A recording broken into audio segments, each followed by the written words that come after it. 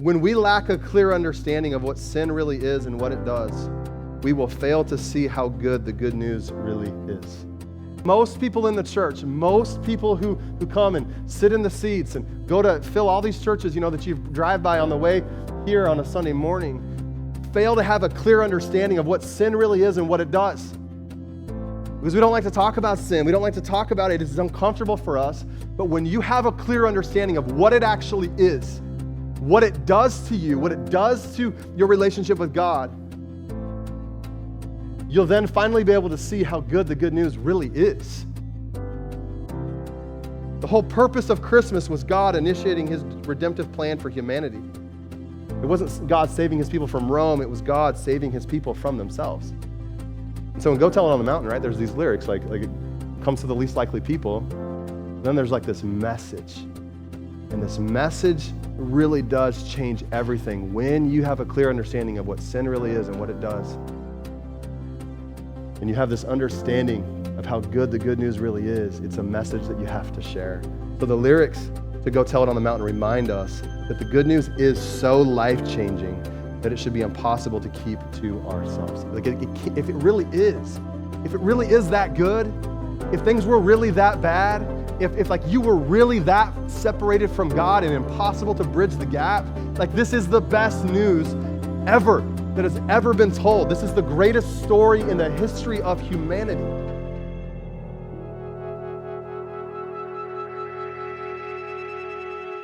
We are in week 3 of a teaching series, they said, called the Christmas Playlist. The purpose of this series has really been for us to look at some of the classic songs that we traditionally sing, during the Christmas season, and then to actually understand what they mean. So many of the classic Christmas carols are filled with words and with language that we're pretty unfamiliar with in the 21st century. And so we sing them, and they're traditional, but we don't always understand exactly what we're singing. So that's part of the purpose. I'd say maybe even like a greater purpose to this series is that, as I look out, I see so many people in the church who seem to be becoming more and more unfamiliar with the different prophetic layers to the Christmas story. And the Christmas carols that we traditionally sing, because they're so rich in theology, they've always kind of served to sort of remind and to reinforce for us the dramatic events around Jesus' birth 2,000 years ago. They've always kind of served to help reinforce, along with the teaching, but in the season we're in for an entire month plus, or however early the songs start to go, I feel like the more and more depressing, the world seems to be, the earlier the Christmas songs start, but they've always kind of served to reinforce for us, and remind us of the different prophetic layers to Christmas, right? That it's more than just, the hustle and the bustle and the busy, and it's more than just like the birth scene or the nativity, but that 750 years before Jesus' birth even, the Christmas carols, they kind of underpin so much of what the Christmas season feels like, and reveal for us, kind of this grand tapestry that we read from the Old Testament to the New Testament of God really bringing Jesus to earth and fulfilling his promise to restore humanity who had fallen through sin. And so that's kind of been the focus of this series. If you've been at this church for any length of time, and if it's your first Sunday, I'm going to let you in on something, but if you've been here for any length of time, that worship around here is a high value. It's a high value here. Coming together, singing songs together each week that set our eyes back on Jesus, that set our focus back on Jesus. It's a huge part of what we do here every single week. It's by design. It's not an accident. If you've been here, you know that our typical worship experience on a Sunday morning, it's not very traditional, meaning we don't sing a lot of hymns.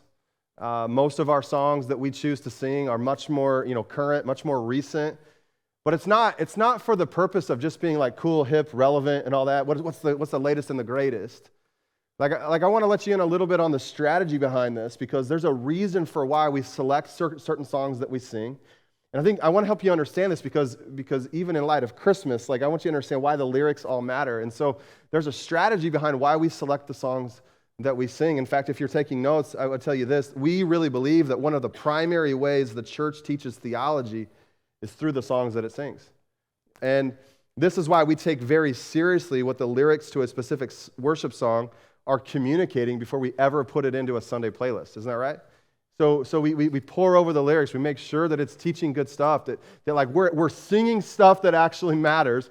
And, I think all of us, who are responsible for this have had times where we've been in church singing a song and we're like, I'm not sure I agree with that, or like, I don't know what that just meant that I sang. And so it really matters, not just that we sing in a way that like lifts our spirits, but that we're declaring and proclaiming truth. There are so many things from a theological perspective that we just cannot cover every single week in a sermon. And so historically speaking, one of the primary functions of worship has always been to sort of help to reinforce proper theology in the church. Like all throughout history, like the songs that the church would sing as they gathered, it helped to reinforce proper theology. And so much of what I love about the Christmas carols, many of them have some of the best theology that you can find, and it's all set to music. And so many of the songs that we sing this time of year are quite literally sermons that you can sing. They're that rich in theology. They're that good. It's like if some of our sort of modern day songwriters for the worship songwriters could just have ever had the opportunity to sit down with some of these old people who wrote those songs. There's a lot that they could learn about having rich, deep theology. And so what I want to do today is I want to help you see, and I want to help you understand the rich theology that is found in one of the most classic Christmas carols we have. Go Tell It on the Mountain. Go Tell It on the Mountain. So here's the lyrics. I want to just refresh it in your mind. We just sang it a few minutes ago, but the lyrics are on the screen. It says, while shepherds kept their watching, or silent flocks by night, behold, throughout the heavens there shone a holy light. The shepherds feared and trembled when lo above the earth rang out the angel chorus that hailed our Savior's birth. Down in a lowly manger the humble Christ was born, and God sent us salvation that blessed Christmas morn. And then here's the fourth verse. It's maybe less common, and Tim sang it at the end. He made me a watchman upon the city hill or city wall, and if I am a Christian, I am least of all. Go tell it on the mountain, over the hills and everywhere. Go tell it on the mountain that Jesus Christ is born. Now, we don't know exactly who wrote Go Tell It on the Mountain, but I know that it has been a part of, it's been very familiar around Christmas for so many of us for such a long time. I remember one of my clearest memories of this song was when I was a youth pastor, probably about 15 years or so ago. We would have on Wednesday nights like a youth version of a church service. So like I'd preach a sermon, we'd have worship. Kids would bring their friends. We'd have some fun together too. But I remember this young man, a good friend of mine at the time, and we still keep in touch today. But he wanted to start helping us have live worship for our youth group. So before we were doing like CDs or videos or whatever, and he's like, he kind of knew a little bit of the guitar to be a little dangerous, and so he just decides he's going to start, and it was bad for like such a long time. Like, it's like it was bad. Like, and so he's learning, right? And it starts to improve and get better. And we get to like the Christmas season, and he goes, "Hey, like I'm thinking about incorporating some Christmas songs, into the December, set list on Wednesday nights." I'm like, "Cool, man, sure." And so one particular night, like we're in worship, we're singing Christmas carols, we're all excited. I got a great message, and if you've ever, maybe you can imagine, because most of you probably haven't ever preached before, but like the worship, like if you're getting ready to preach, like the worship is like really important because you're kind of tuning into what's going on, and it helps set you up. And so I'm excited, like we're in this like good worship set, and I'm listening to it, and my heart is connected with God. And all of a sudden, he starts Go Tell It on the Mountain, and he's like halfway through it, and this worship leader, he stops like right in the middle of the song, and he just goes, "Is this even a Christmas song? Like why did I pick this?" And I just am like, wow, Well, here we go. I guess like everything, all the connection I was feeling, setting me up for my sermon, it just was interrupted, and I'm like, yeah, it is a Christmas song. Let's get back to it. And so we don't know exactly who wrote "Go Tell It on the Mountain," but we do in fact know that it is a Christmas song. Like we have figured that part out. "Go Tell It on the Mountain" was a slave song, commonly called a Negro spiritual.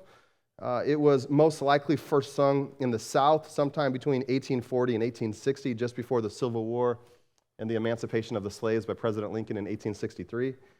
It is important to note that this song was not written, it was sung, as was the case of so many other Negro spirituals as well. So "Go Tell It on the Mountain" was passed down orally, meaning it just kept being sung amongst the slaves over and over and over again, but no one had ever written it down. In 1907, a man named John Wesley Work Jr., a professor of music and an African American himself, became the first person to compile and publish the many different Negro spirituals that had been passed down through oral tradition. Among those listed in his second volume was, in fact, "Go Tell It on the Mountain." So John Wesley Work Jr. may not have written "Go Tell It on the Mountain," but he for sure deserves the credit for the fact that we still sing it every year at Christmas. The song appears to be based on two primary passages of Scripture, obviously the shepherds in Luke chapter 2, and then it's also based off an Old Testament prophecy from Isaiah chapter 52, verse 7, which I have on the screen for you right here, which says, "How beautiful on the mountains are the feet of those who bring good news, who proclaim peace, who bring good tidings, who proclaim salvation, who say to Zion, your God reigns." Now, Isaiah 52 here is where the prophet Isaiah foretells of the day when the good news of the Messiah will be announced throughout the earth. Right? And he writes these words some 750 years before they actually take place, right? Before the birth of Jesus. And it's interesting to note, too, that it comes in Isaiah 52, which is just one chapter before he begins to talk about and prophesy about the death of Jesus. Here he's talking about there's going to be a day when the message of Jesus, the good news of Jesus, is proclaimed throughout the earth, how the Messiah will come, and it'll be good news for all people. And so the author of this famous carol, whoever he was, the slave, in maybe the middle of the 1800s, is essentially saying to us, go to the mountains and tell everyone everywhere the good news about Jesus being born. That's essentially the message, the primary message of "Go Tell It on the Mountain." Now, there is significance to the imagery of mountains in this song and to this prophecy in Isaiah 52, which says again, "How beautiful on the mountains are the feet of those who bring good news." You see, in those days, most cities in the Middle East were settled in between mountains. And when people in those cities were waiting for really any news, but especially good news, they would look toward the hills or they would look towards the mountains because that's the first place you could see a messenger coming along. So when you're anticipating information, right, you're not getting like a notification on your phone, obviously. Like the kinds of notifications they received in the ancient Near East were from the mountains, like quite literally, because the cities are settled in between. So somebody had to come over the mountain. And when you would look out and see them, you would recognize that like information is coming or news is on its way. The first ones to see the messenger of good news would typically be the city watchman. And if the messenger, coming over the mountains was carrying some kind of flag, it usually meant that they had kind of won the battle. So the person, the watchman on the tower of the wall would be the first person to see them, which is why the writer of "Go Tell It on the Mountain" uses that imagery in verse 4, where he says, "He made me a watchman upon the city wall." Okay? Upon the city wall. Think of the words of King David in Psalm 121, the famous psalm. Listen to these words in light of what I just helped you see. David says, "I lift my eyes to the what? To the hills." He says, "I lift my eyes to the hills. Where does my help come from?" Where does my help come from? What's David saying? These are desperate words from King David. If you've read his story of tragedy and triumph and more tragedy and triumph, you know it's just like cyclical in his life, and he's gone through so much stuff, like so much bad. And this is one of those moments where he's just like, I don't know what to do. I'm desperate. And he says, "I lift my eyes to the hills. Where does my help come from? Because he knows, like in their culture, right? That's what you do. Like you look to the hills, you look to the mountains. That's where the information is coming. When you look to the hills and you see someone carrying a banner or a flag, it signifies to you that you've won the victory, you've won the battle. He says, where does my help actually come from? I'm looking to the hills and I'm desperate for someone to help me. And he says, my help comes from the Lord, the maker of heaven and earth. So go tell it on the mountain.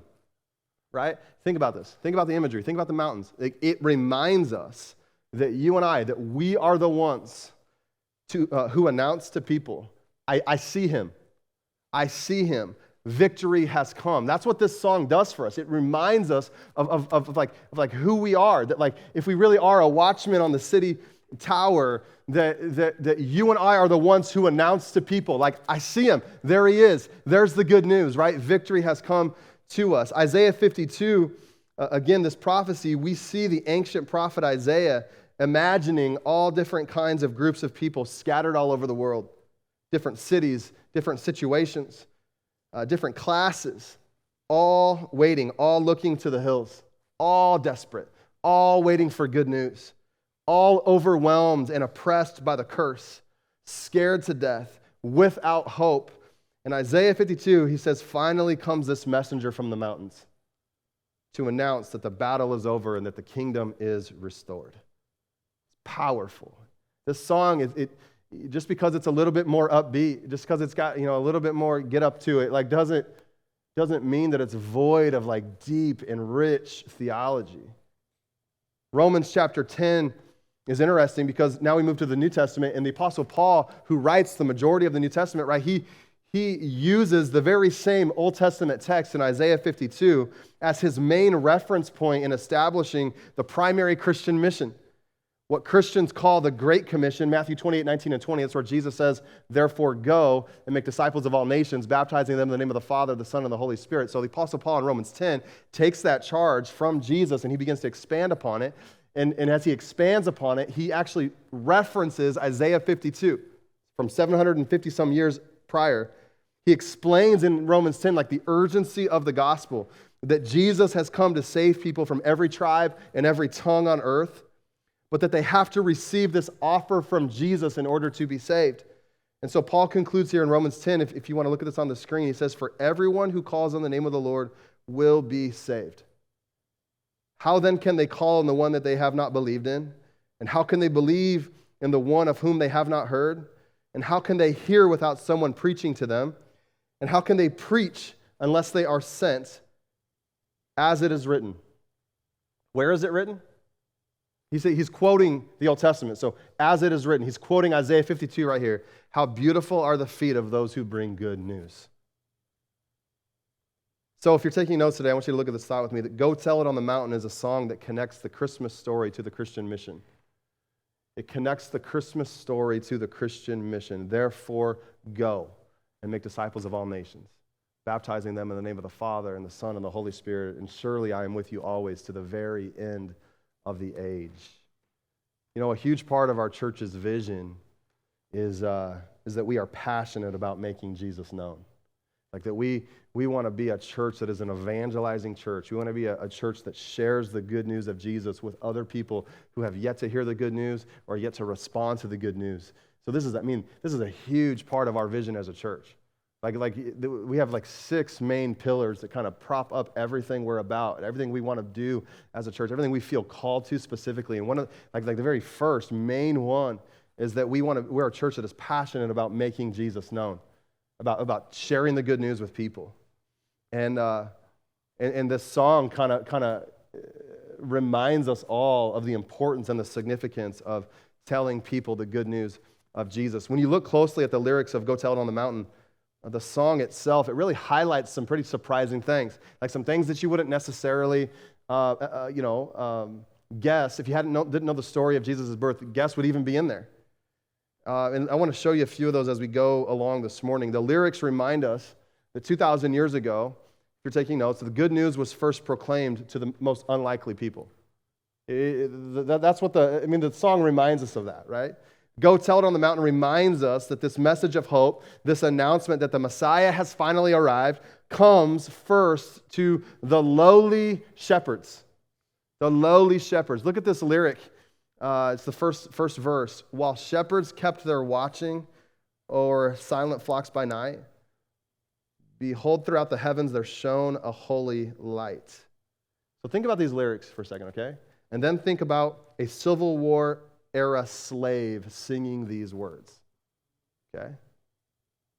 Out of all the characters in the nativity story for a slave to identify with, the shepherds had to be the most likely. Think about a slave singing these lyrics, likely being drawn to the story of the shepherds, since the shepherds were the lowest class of people in a first century Jewish culture.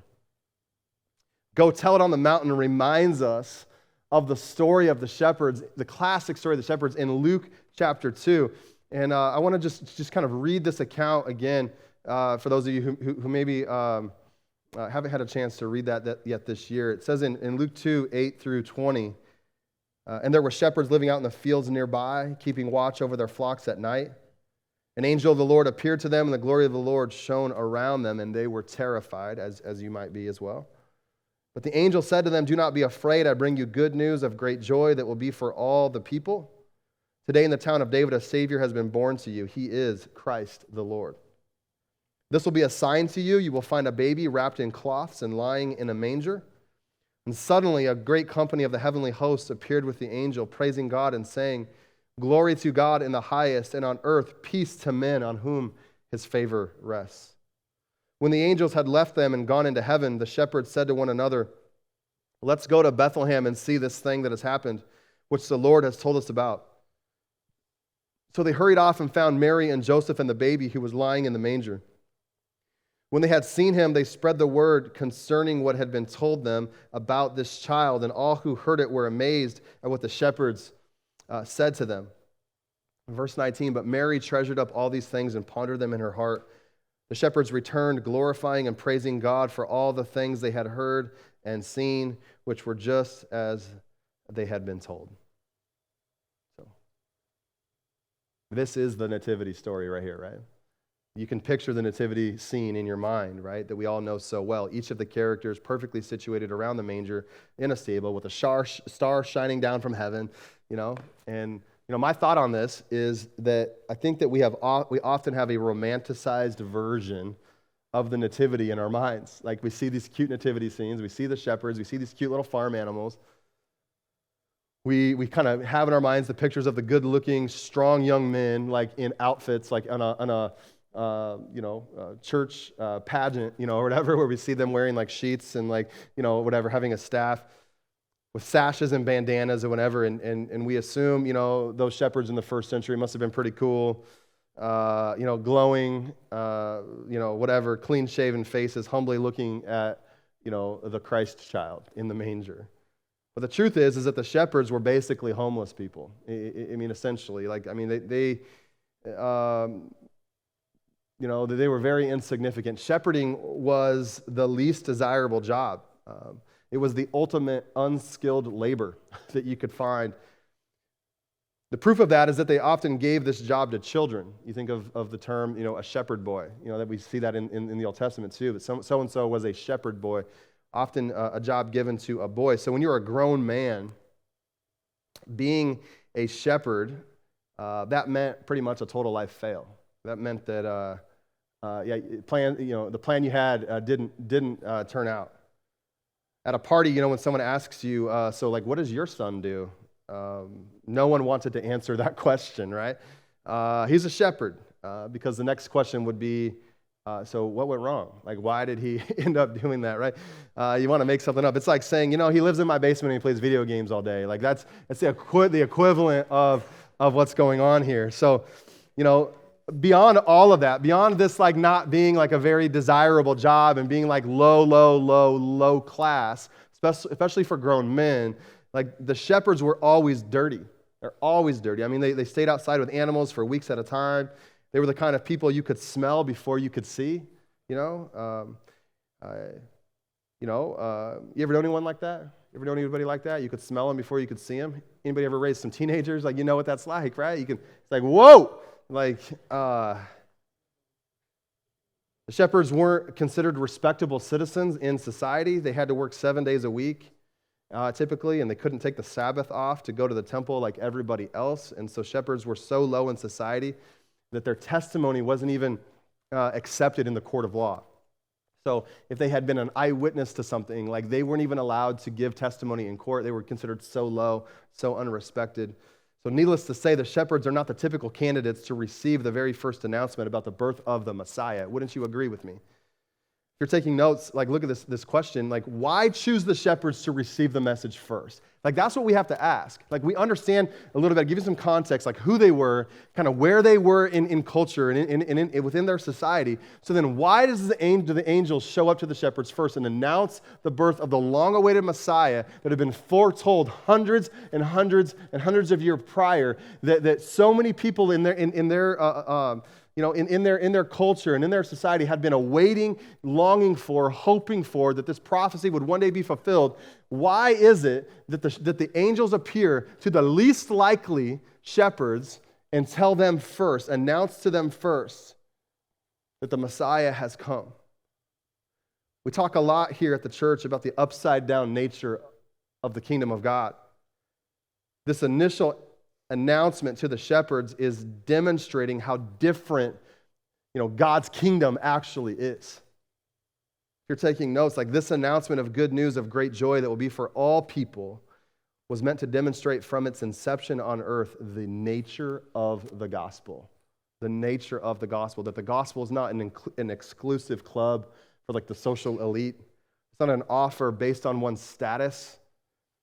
In coming to the shepherds first, God is showing that there is no one too broken, there is no one too poor, no one too insignificant for his kingdom. How amazing to think about the good news, that the Messiah has come first being shared with the unlikely shepherds. How amazing to think about that. I don't know about you, but like I think of my life sometimes. I think about what Jesus has done for me. I think about how he has stepped in and he's changed everything. But no matter like how long I've walked with God and been a person of who's taken my faith seriously, like I still have moments where I just feel like an unlikely candidate for his grace. I feel like an unlikely candidate for that good news. And think about how beautiful this is, though. And when we read the story of Jesus and his birth, that the most unlikely people to first hear the announcement are the shepherds, and they're the ones who are told. And it does something to me, and I think it should do something to you too, when we think about our own story and our own journey of like how unlikely it is that like the God of the universe would care about my story and care about my journey, care enough to pull me from whatever sin and struggle and brokenness I was in, and give me the opportunity to be in right relationship with him. Of all the people he could save, why would he save me? We can sometimes even look at our stories and just feel like the least likely person that Jesus would suffer and die for. But when we remember the shepherds, I think we should remember ourselves. And we remember that the gospel is good news for everybody, and that includes me, and that includes you. Think about a slave now, right? The lowest in society, singing these lyrics, probably in the field somewhere. Not from a place of rote memory like most of us. Go tell it on the mountain. But from a place of understanding that the gospel is really for everybody. Over the hills and everywhere. Think about the slave singing these lyrics from a place of like deep understanding and deep appreciation of like what this really means for them. It's incredible. It's incredible. And so the good news was first proclaimed to the most unlikely people. Secondly, the lyrics to Go Tell It on the Mountain remind us that the good news actually changes everything. Like it changes everything. Like there's a message that needs to be told, right? That's kind of the idea behind the song here. Like go tell what? Like, okay, there's a message you're going to go tell, on the mountain, over the hills and everywhere. There's a message. Like what is this message? And in order to like go with some level of urgency and to go to like the hills or to the mountains and to share it, there has to be this understanding that the message that you're carrying literally is like life-changing. It's worth sort of the risk. It's something that like people need to hear. So go tell it on the mountain, over the hills and everywhere, that this message, this good news, it changes everything. This is like what Paul talks about in Romans 1, where he talks about how I'm not ashamed of the gospel, right? He says, because it is the power of God unto salvation. This is the gospel, it's power. It's like, I'm not ashamed. I'm not going to keep it to myself. It's not something that I can just hold on and keep it inside of me. I'm not ashamed of it because I know what it's done for me, and that the gospel really is power to change a life. You know, many of the old Negro spirituals, they focused almost entirely on God's promise of relief from suffering and oppression. If you remember any of them, if you have any of those in your mind or have heard them, Go Tell It on the Mountain is not any different. If you think about it, as slaves, they have to live in a terrible world under so much oppression. And yet, there is this knowledge, like in this song, there is this knowledge, this understanding that the birth of Jesus has brought about a new kind of world in which sin and suffering and slave masters will no longer reign over them. That's what's going on here, right?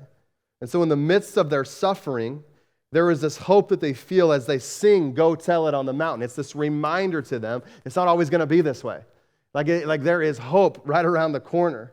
It's really interesting when we look at the history of this song, how much the daily reality for many of the slaves closely mirrors what was happening to the Jews in the first century during the time of Jesus' birth. There's some parallel.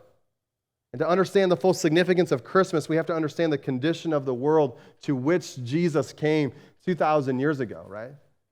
The Jewish people had been oppressed for a very, very, very, very long time. They'd been oppressed under the Hasmonean dynasty, and now at the time of Jesus' birth, they were being oppressed by the Roman Empire. Central to the Jewish faith was this belief that a deliverer or Messiah would come someday and rescue them from this oppression. Like that's what they held on to. That was this hope, right? Like it's not always going to be this way. Like it was like what helped get them up in the morning to know that like even though it's bad right now, it won't always be bad. So for literally hundreds and hundreds and hundreds of years, the Jewish people had waited. They'd waited in anticipation for the old prophecies of this coming Messiah to be fulfilled. As you can imagine, though, as the years passed, many people stopped believing. Right? If you were told the future is going to look a certain way, just hang on, keep believing, and many generations have come and gone. Like, wouldn't you too like struggle to keep like believing, to believe that that's worth like banking your life on? Wouldn't you start thinking, hey, maybe somebody heard wrong? Like maybe that isn't exactly what had happened. And so many people stopped believing. They chalked up the story of the Messiah to a fairy tale or to folklore. Many stopped believing that better days would actually come.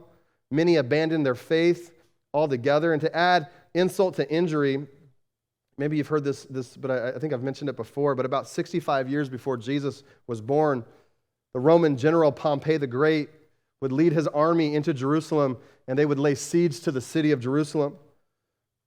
Pompey marches right past the temple guards and goes right into the temple. He goes past the priests and right into the Holy of Holies, the place where the Jews believed that God dwelled, the place where only the high priest could enter once a year, that place where the Jews believed that if you went into the Holy of Holies unannounced and uninvited, God would strike you dead. The priests must have gasped and been horrified as they witnessed Pompey the Great walk right into the Holy of Holies, look around, and walk out. And nothing happened to him, completely unscathed. Word spread throughout Jerusalem, and the implications were clear. Jupiter, the god of the Romans, must be greater than Yahweh, the God of Israel. Because the thought was, like, if God was so powerful, how could he just stand by and do nothing? Like, if God was so powerful, how could he just allow, like, Pompey to walk in to the Holy of Holies and nothing happened to him? And I wonder, this is the question they were asking 2,000 years ago, but have you ever asked that question yourself? Like, if God was so powerful, how could he just stand by and do nothing? Where is God in all of this, right? Honestly, have you ever felt that question just forming in your mind, in your thought process? How could God? And what most people did not know was that just outside of town in a stable, born in a manger, God came on a mission to change everything. Most people in first century Israel had no idea that the good news had finally come. Because God did not come to fanfare. He didn't come to a big parade. There wasn't a big welcoming party. He came in the most humble of ways. And he came to a stable surrounded by farm animals. And most people had no idea. But I want you to think about this for a moment. If the good news really changes everything, if it really changes everything, then what would the good news really mean to those who heard it and to those who believed it? What would it really mean? Like, if it really does change everything, like, what would it mean, like, to the people who heard? Like, so the shepherds go and they tell everybody what they'd seen and heard. Like, if they really believed it, like, what would that mean to them? What would that do for them? It would shift their life, right? It would change everything. What we see here in this story is that the good news is first proclaimed at a time when hope is very, very, very, very hard to find. Very hard to find. So we have, the slaves and what they were dealing with in the 1800s and the lack of hope and this like belief and this idea that, like, things are going to change, or it's not always going to be this way. And we see that in first century Israel. We see that going on with the Jews too. This idea that, like, man, Jesus is coming. Like there's something, the Messiah is coming. There's something about this that is going to change. But, like, we see this in our life too. How the message, the gospel, the good news changes everything. Matthew 1:21, the angel tells Joseph that she will give birth to a son, and you're to give him the name Jesus because he will save his people from their sins. This is an incredible thing to say. This is an incredible declaration about the mission and the purpose of Jesus. This idea that Jesus is the answer for sin. Notice the words from the angel here, that he will save his people from their sins. The angel tells Joseph that Jesus is not coming to save his people from the oppression of Rome, but that he is coming to save his people from their sins. These are not words that Joseph would have expected to hear. This is not the image of the Messiah that people had built into their imaginations. They would have thought to themselves, like we definitely need to be saved from some things. Like we need someone to come deliver us from some things. But sin isn't even on the list here. Like most people at the time Jesus came, they weren't thinking of sin as like this massive issue that they needed deliverance from. They were thinking like, hey, we're under oppression from Rome. We've got all these other problems.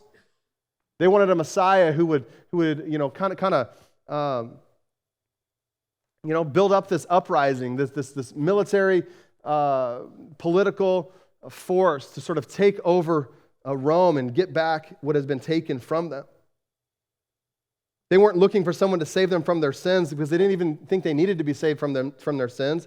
They believed that they had a religious system. They had the law intact that allowed them to make restitution for sin at the temple through animal sacrifice. And so what Joseph and the people of Israel wanted to be saved from was the Romans and the oppression.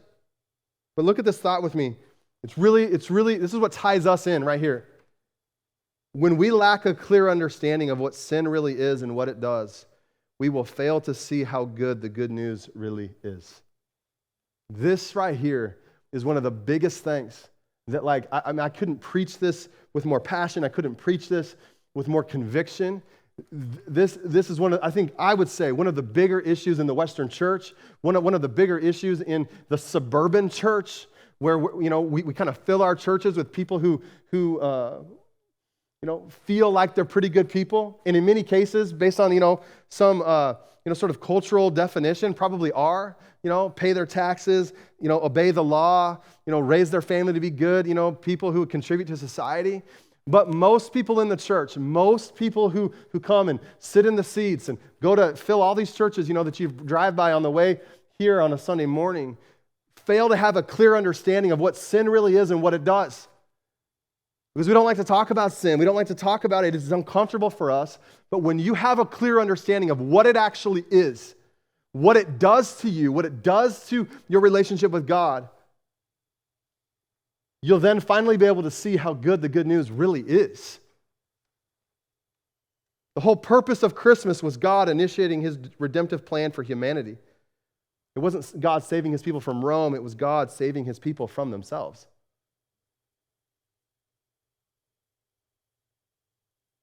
And so in Go Tell It on the Mountain, right, there's these lyrics like it comes to the least likely people. Then there's like this message. And this message really does change everything. When you have a clear understanding of what sin really is and what it does, and you have this understanding of how good the good news really is, it's a message that you have to share.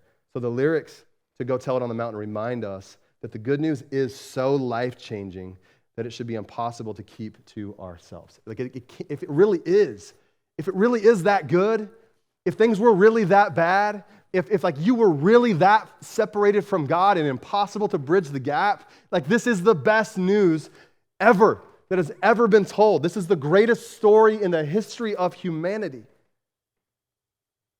So again, think of the slave, right? Singing this song out in the fields, singing these lyrics, saying, go tell this everywhere. Tell them it's not going to always be this way. Tell the people it's not going to always be this way. Tell them that there is some good news that they must hear.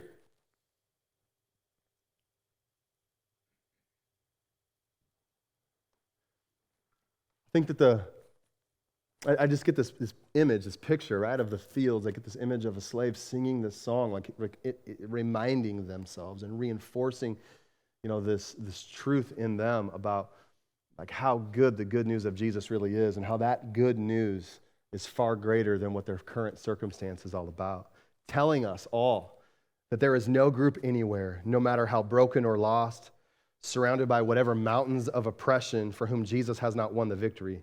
So we go tell it on the mountains, over whatever hills and everywhere, to all groups of all people in all places. That is what we do. That is who we are. We are a church that is passionate about making Jesus known. We're a church that is passionate about evangelizing the world, helping them understand that what reality really is, what truth really is. I read a story over the last week about a pastor named Tim Lucas, who pastors a church up near Newark, New Jersey. And a handful of Christmases ago, he was preaching about the angels appearing to the shepherds, and he wanted to get out of the cute little nativity scene mindset that is so common and instead find some way to make it more real to his congregation. And so he began asking himself the question, which is on the screen: who would Jesus come to today if he came? Right? Like who would the shepherds appear to, and who would Jesus come to? Who would be at the manger today, right, if Jesus came now in 2022? And he figured the closest equivalent to the shepherds in our day would be the homeless. So he decided that week, in preparation for his sermon, rather than just doing what he had always done to prepare for a sermon, that he would switch it up and live on the streets for a couple of days as a homeless man. This is how he shared it with his congregation that Sunday. He said, on Wednesday of this week, I decided to be homeless on the streets for a couple of days. First, I realized I did not have anything to wear. I could not wear my 3-layer alpine ski jacket. So I went to a thrift store and bought homeless-looking clothes. You read on, and it says he went to Penn Station because that's where he most often encountered the homeless. He noticed that the homeless migrated towards the benches and public restrooms, and so he tried to sleep there. He goes on to say, but you can only sleep for about 10 or 15 minutes at a time because the police will come. They'll come by and bang on the bench and make you get up and walk around. Some of the homeless are old, some mentally disabled, a lot of addicts. Many had good jobs at one point, but some tragedy set them on a tailspin. Alcohol and drug abuse was common as well. At 3 p.m., he said the shelters in Newark closed their doors, so if you're not in by 3, then you're on the streets for the night. He said at 11 p.m., Penn Station closed its doors. He asked another homeless woman named Milagro what he should do next, and she graciously offered him a place by a bridge near her to sleep. He said, I learned that the first spots to go on the city street are the benches. They're like VIP seating for the homeless. Or if you can find a spot next to the storm drain where hot air was blowing out, that was great too. He says about Milagro, she showed me how to sleep. Put down your cardboard,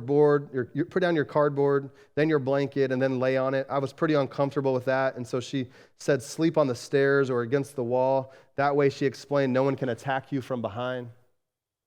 At 1 a.m., I finally fell asleep.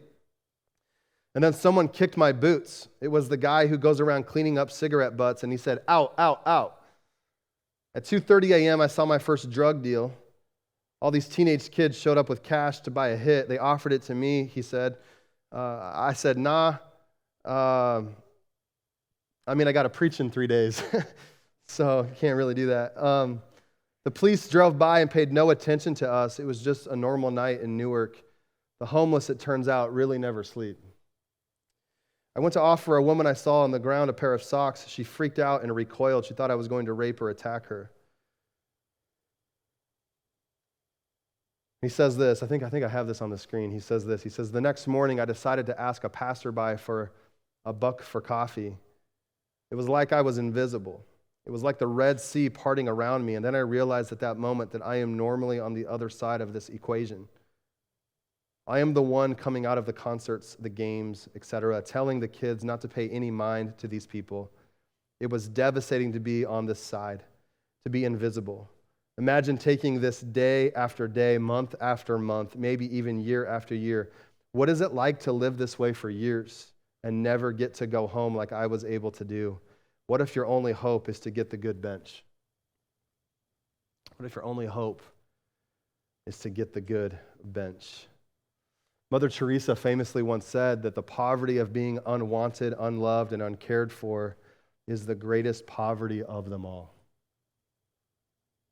And yet, these were the ones to whom Jesus first came.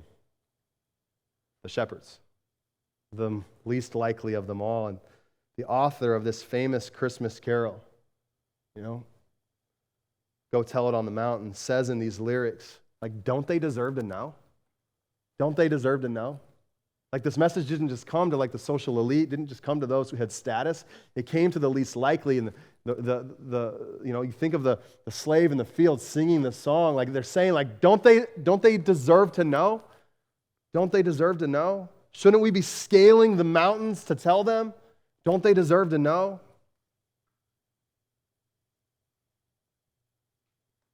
Well-known English missionary J. Hudson Taylor was a missionary to China in the mid-1800s to the early 1900s. Really incredible missionary.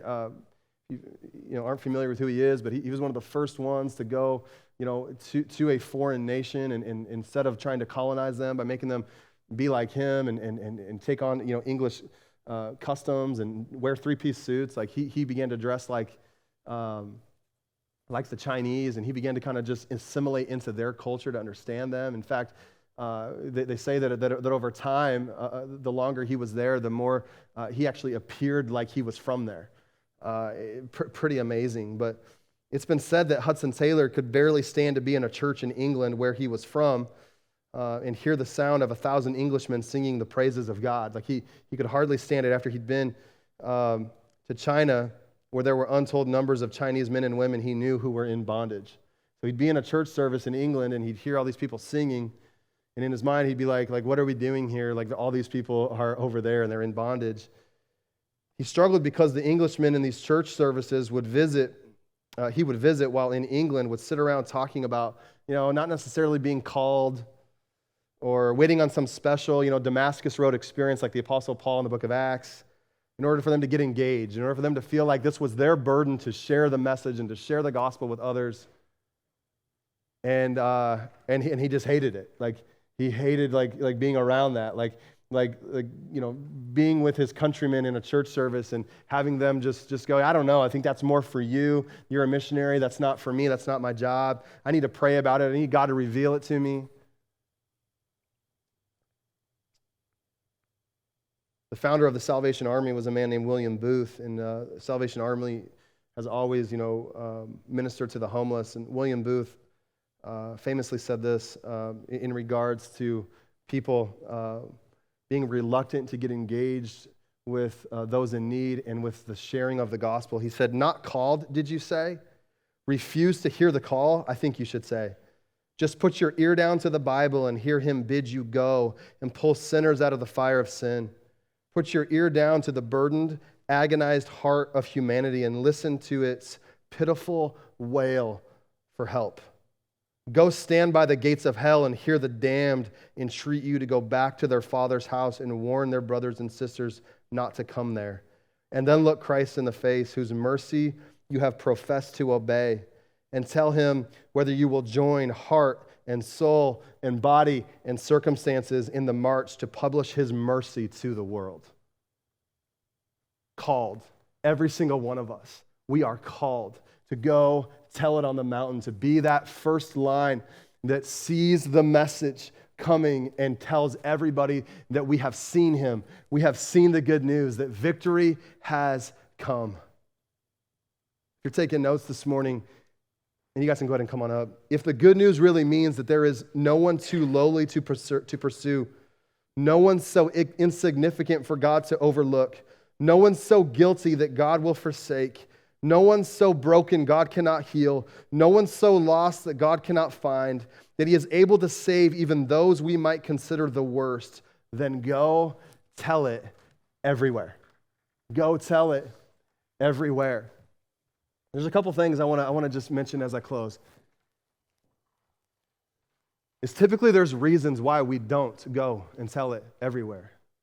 A lot of it has to do with just like fear of man and what people are going to think of us, and I get that. It's all part of reality. We've all seen kind of the weird examples, and maybe we don't want to be that. We don't want to be like kind of the freaks, or whatever. But the way I've always kind of thought about this is like if this is really true, then it really should like make me more of a freak than maybe I'm comfortable with.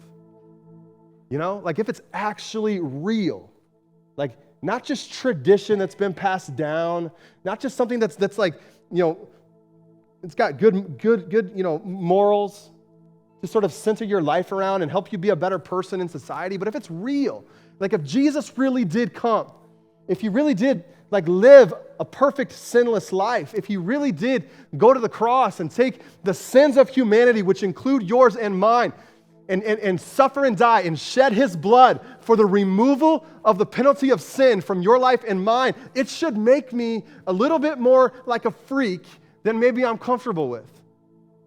And this message of hope that has changed my life, man, it should burn inside my chest. It should burn inside of me to let people know that hope has come, that Jesus has come, that Jesus has changed everything. And it should be a message, like Paul says in Romans 1, that I am not ashamed of, because it is the power of God unto salvation. And so I don't know, we all got different personalities. We all got different giftings, and that's the beauty of the church. That's the beauty of the family of God. We have different talents. We have different things we're good at. Collectively, we come together on a Sunday with this burden for this message. We get reminded of what it's done for us, and then we disperse, and we go out and in unique ways with the message of the gospel on our mind, never departing from our mind, keeping it at the front. We go through life, and we look for moments, and we look for opportunities where God might actually show up, and God might use us to make a difference. I was just, this past week on Tuesday, I was studying for this message. I was at a local coffee shop, and it's usually what I do on Tuesday mornings, just to get out of the office and kind of have a different setting. I got my AirPods in, and I'm studying for this sermon, and a guy comes up to me, and he just says, hey, you mind if I sit down next to you? I'm sitting by the fireplace, of course, because I'm a wimp when it comes to cold.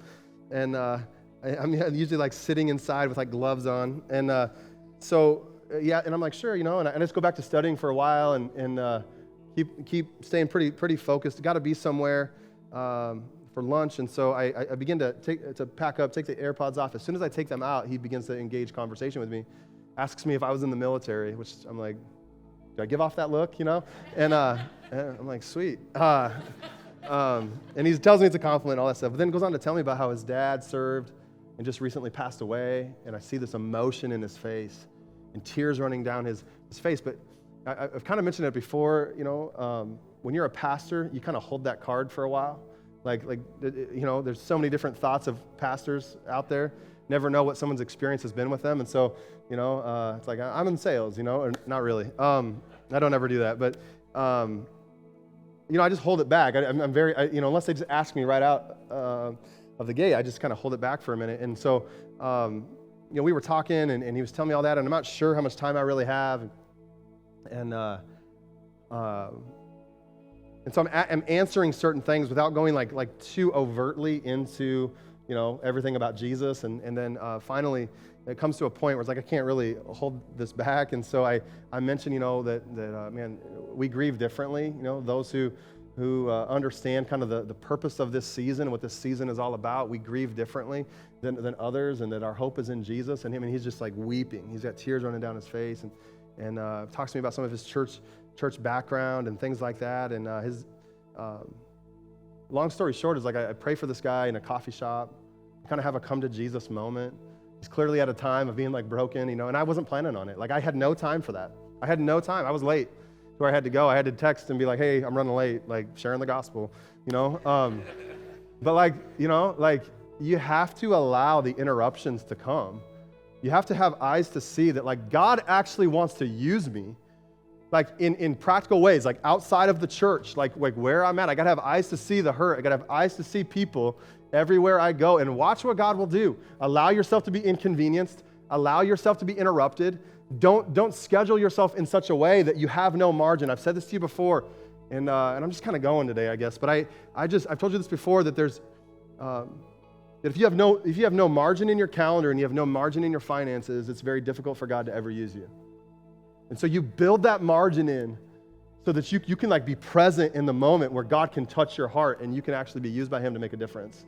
And it's just one of those ways. And so we exchanged phone numbers, and we've been texting back and forth since. I've invited him to church. I hope he comes Christmas Eve, and we're gonna get coffee again and just hang out. But that's what we do. Like I'm sitting there going, I got somewhere to be, but you know what? The Holy Spirit working in me reminded me in that moment that like the message of Jesus, it burns within me, and I need to let it out. I need to look for the moments where it can come out and it can be shared with people. Look, we've received a gift from Jesus. Haven't we? Like if you're a believer, follower of Jesus, you've received a gift. Well, that gift needs to be shared with other people. It's not just for you, and it's not just for me. We share it with the world, amen? And so the question today is, who are you telling? Who am I telling? Who are we telling? Go tell it on the mountain. To who? To who?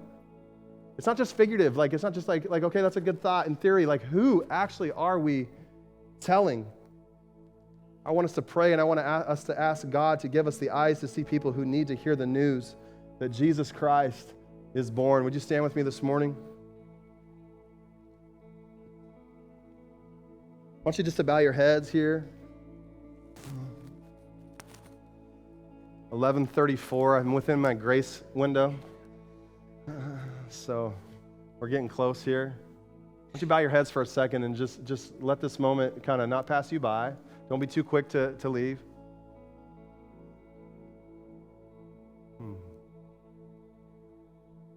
Father, I ask that you right now in this room would just awaken in us right now, reawaken in us right now the beauty of the gospel. Reawaken in us right now that message of hope that we encountered however many years ago that changed everything.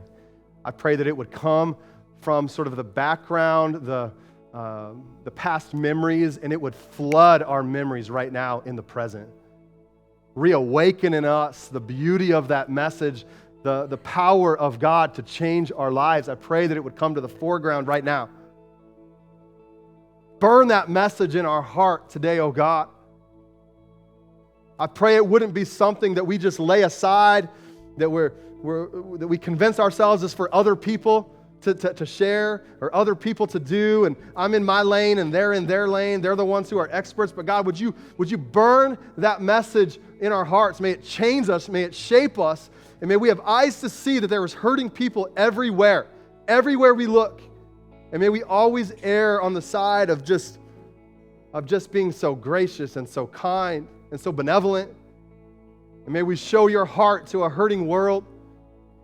May we be the people who embody the radical alternative to the dominant message and story and spirit of the age. Show us how to walk in your grace and in your love and in your mercy, and then fill our mouths with your words. In Jesus' name.